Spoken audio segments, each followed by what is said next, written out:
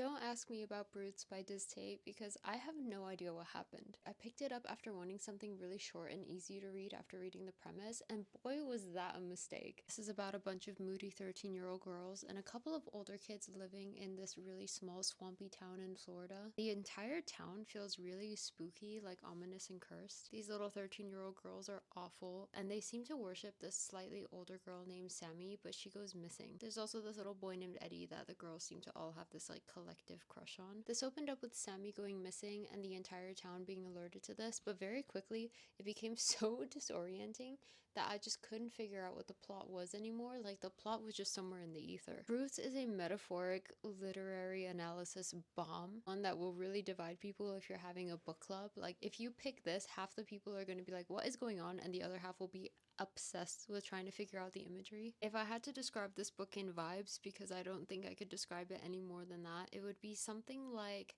the Mean Girls in Eliza Clark's Penance meets The Virgin Suicides meets any scary movie that had like a really swampy lake in it. It also really reminded me of the A24 movie Pearl, because that one was all about getting a ticket to stardom, and also some social commentary on really toxic motherhood and kind of imposing your dream onto your child, but also about the like godforsaken talent industry. The narration was also very befuddling at times. There was this like hive mind speaking to you sometimes, which made me think of like Mona Watt's Bunny. Half the time I had to go back a page or two to figure out where I was because I would lose track of what was going on, and there were jumping timelines as well because why not? I do think it did a really good job of laying out all the complexities of being a girl and how hard it is to do that in a really small town. It's a lot of insanity and yearning and coping and role playing, which I think is all very much the like 13-year-old girl experience. I think the best way I could describe this book is stinky. Like, it reminded me of cheap perfume and algae, and I don't know how I feel about that. If Brutes was a song, I think it would be this song by Ethel Cain. I'm not even gonna try and pronounce it. With how Sammy's parents were and that weird like wasp in the